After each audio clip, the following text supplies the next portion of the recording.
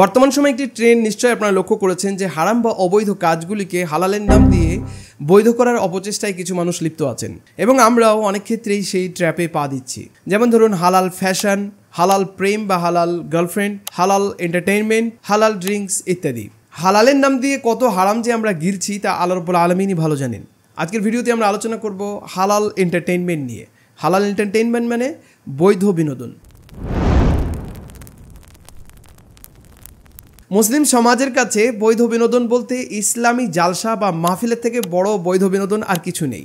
কারণ মুসলিমরা ভালোভাবেই জানে সিনেমা, নাটক, মুভি, ওয়েব সিরিজ এ সমস্ত কিছুতে যে কন্টেন্টগুলি থাকে তার বেশিরভাগই হচ্ছে অবৈধ এবং হারাম। কারণ সেখানে অনেক সেক্সুয়াল অ্যাক্টিভিটি থাকে, অনেক অসামাজিক কাজ থাকে, যার জন্য এগুলি অবৈধ। যদিও কেউ দেখেন কিন্তু তারা অবৈধ বলেই জানেন। কিন্তু ইসলামী জালসা বা মাহফিলকে কেউ অবৈধ বলে জানেন না।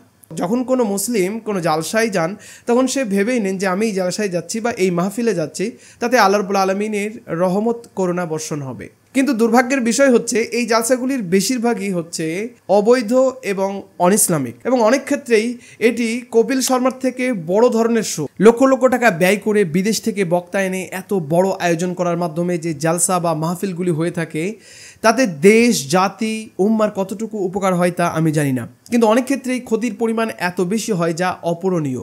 জালসা বা মাহফিলগুলিকে আমি কেন বিনোদন বলছি, ভিডিও শেষ পর্যন্ত দেখতে থাকুন, তাহলে বুঝতে পারবেন। এবং প্রথমে ক্ষমা চেয়ে নিচ্ছি যদি কেউ আজকের ভিডিওর মাধ্যমে কষ্ট পেয়ে থাকেন। 1 নম্বর কারণ হচ্ছে বিনোদন কেন জালসা। যখন এই জালসাগুলির প্রচার করা হয় তখন আপনি অনেক ক্ষেত্রেই দেখবেন যে সেখানে লেখা থাকে আশ্চর্য প্রতিবন্ধী অথবা 1.5 ফুট বক্তা অথবা শিশু বক্তা। বলুন দেখি আমাকে, এই যে আশ্চর্য প্রতিবন্ধী বলে প্রচার করা হচ্ছে এর আসল উদ্দেশ্য কী? আসল উদ্দেশ্য হচ্ছে যাতে মানুষের গ্যাদারিং সেখানে হয়, নাকি সেখানে ইসলামী আলোচনা শুনতে যাবে সেই আশ্চর্য প্রতিবন্ধীর কাছে? না, বরং সেখানে সেই আশ্চর্য প্রতিবন্ধীকে বা সেই 1.5 ফুট বক্তাকে যাতে মানুষ দেখার জন্য জমা হয়। তাহলে এখানে আসল উদ্দেশ্য এটা নয় যে আপনি মানুষকে ইসলাহের কাজ করবেন, তাদের জীবনের পরিবর্তন ঘটাবেন।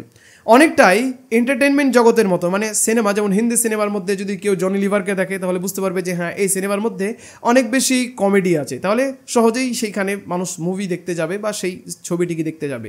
ঠিক একইভাবে জালসা বা এই হালাল বিনোদনের ক্ষেত্রেও এ ধরনের কিছু পার্সোনালিটিকে আনা হয়। তাদেরকে আমি অসম্মান করছি না, কিন্তু আনার আসল উদ্দেশ্য এটি যাতে মানুষের গ্যাদারিং হয়।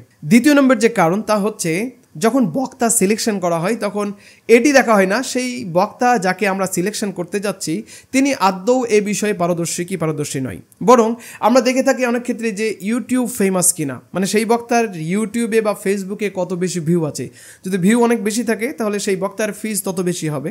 আবার বাংলাদেশ থেকে বক্তা হায়ার করে ইন্ডিয়াতে আনা হয়, ইন্ডিয়া থেকে হায়ার করে বাংলাদেশে নিয়ে যাওয়া হয়, যাতে আমরা প্রচার করতে পারি যে সুদূর বাংলাদেশ থেকে আল্লামা, ফজিলাতুশ শেখ অথবা মুহাদ্দিস, মুফাক্কির অথবা আরও অনেক ধরনের নাম ব্যবহার করে প্রচার এবং প্রসার করা হয়। একটি উদ্দেশ্য, তা হচ্ছে যত বেশি মানুষ আমরা গ্যাদারিং করতে পারবো তত বেশি আমরা এন্টারটেইন হতে পারবো, মজা করতে পারবো। এটি বিনোদনের একটি অন্যতম মাধ্যম। এবং বক্তার চরিত্র যদি বলতে হয় তাহলে দেখতে পাবেন যে বেশিরভাগ ক্ষেত্রে এ ধরনের জালসার বক্তারা যখন ফ্লাইটে ওঠেন তখন একটি সেলফি দিয়ে ফেসবুকে আপলোড দেন যে হ্যাঁ আমি এবারে ফ্লাইটে উঠলাম, এবারে আমি বাসে চাপছি, এবারে আমি আমার কিছু ফ্যান আমার সঙ্গে এসেছেন দেখা করতে, এবারে আমি বক্তব্য প্রদান করছি, এবারে আমি সেইখানে যাচ্ছি। এই যে পুরো স্ট্যাটাস তিনি আপডেট করতে থাকেন তাতে তার নিয়ত নিয়ে কিন্তু প্রশ্ন এসে যায়। 3 নম্বর যে কারণ তা হচ্ছে আমরা বক্তা সিলেকশনের ক্ষেত্রে এমন বক্তাকে সিলেক্ট করি যারা আসলে সেলিব্রিটি বক্তা।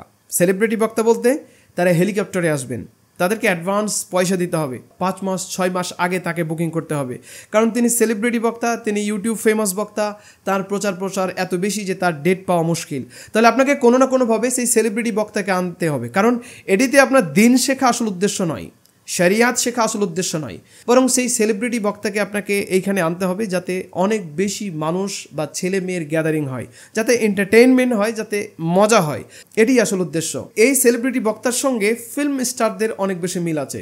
আমরা ফিল্ম স্টারদের সঙ্গে যেমন সেলফি তোলার জন্য তাড়াহুড়ো করে থাকি, অটোগ্রাফ নেওয়ার জন্য তাড়াহুড়ো করে থাকি, সেই আলেমের সঙ্গে বা সেই সেলিব্রিটি বক্তার সঙ্গে অটোগ্রাফ নেওয়ার জন্য, সেলফি তোলার জন্য মানুষ তাড়াহুড়ো করতে থাকে। মানুষরা তার বক্তব্যের থেকে বেশি তার ইংলিশ অ্যাটিটিউড, তার বাচনভঙ্গি, তার পোশাক পরিচ্ছদ, তার ইত্যাদি নিয়ে বেশি কথা বলেন। তাতে ইসলাহের কাজের থেকে বেশি অন্য কিছু হয়ে থাকে।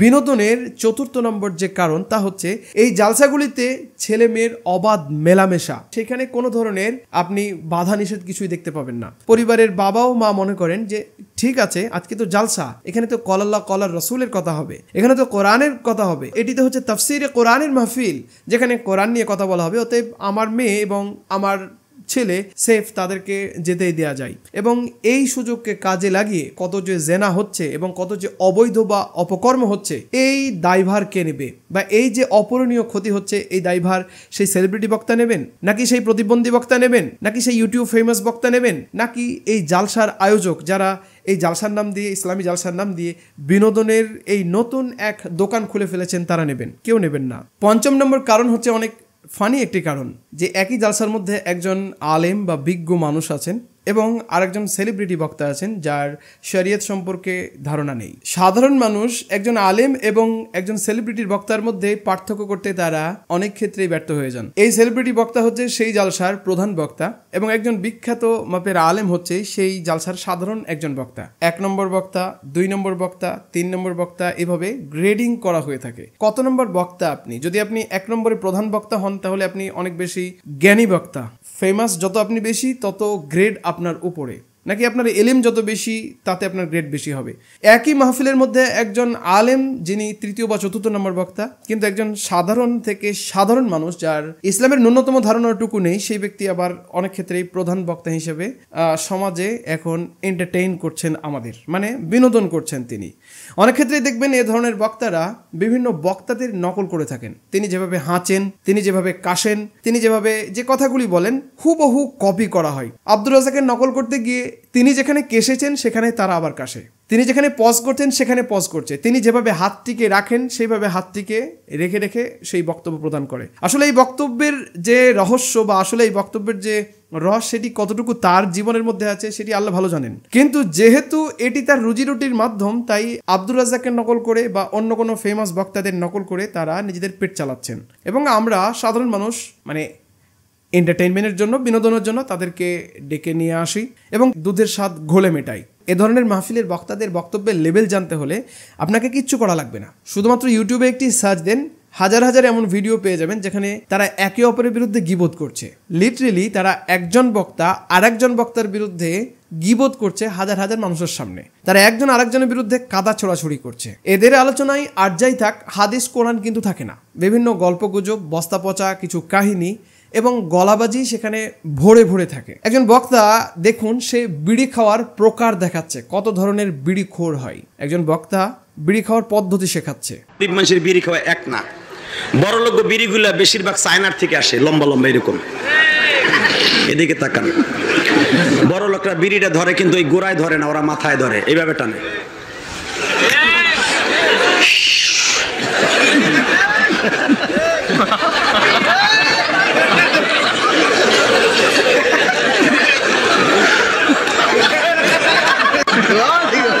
ঠিক না বেঠে? এই যে ভিডিও ক্লিপগুলি বিভিন্ন টিকটকাররা বিভিন্ন মিম তৈরি করে, তারা এই ক্লিপগুলিকে নিয়ে মিম হিসেবে ব্যবহার করছে। অন্য জায়গায় দেখেছেন যে সেখানে মুভি ক্লিপ ব্যবহার করা হয়, কিন্তু অবাক ব্যাপার হচ্ছে যে এ ধরনের বক্তাদের লেভেল এমন যে তাদের ক্লিপের অংশগুলিকে মিম হিসেবে ব্যবহার করা হচ্ছে। বিভিন্ন ডিজে গানে তাদের ক্লিপগুলিকে ব্যবহার করা হচ্ছে। যারা এ ধরনের জালসাকে আয়োজন করছেন তাদেরকে আগে ভাবতে হবে যে এই জালসাগুলি কি সিনেমার মতো হয়ে যাচ্ছে না, বা অন্য কোনো এন্টারটেইনমেন্টের মাধ্যম হয়ে যাচ্ছে না, বা আমরা সমাজে কি নতুন ধরনের বেদাতের সূচনা করতে যাচ্ছি না? একবার ভাবা কিন্তু উচিত, ভাবার সময় এসেছে। এতে সমাজ ও জাতির কতটুকু উপকার হচ্ছে এটিও একবার প্রশ্ন করা দরকার আছে। এ ধরনের বড় বড় জালসাতে লক্ষ লক্ষ টাকা খরচ করে কতজন মানুষ, কতটি যুবক, কতজন যুবতী ইসলামের পথে ফিরে আসছে, এটিও কিন্তু প্রশ্ন করার সময় এসেছে। এবং এই চিন্তা দিয়েই, এই ভাবনা দিয়েই আজকের ভিডিও এখানে শেষ করছি। আবারও ক্ষমা চেয়ে নিচ্ছি, নির্দিষ্ট কোনো ব্যক্তিবর্গকে কষ্ট দেওয়ার জন্য ভিডিও নয়। আসসালামু আলাইকুম ওয়া রাহমাতুল্লাহি ওয়া বারাকাতুহু।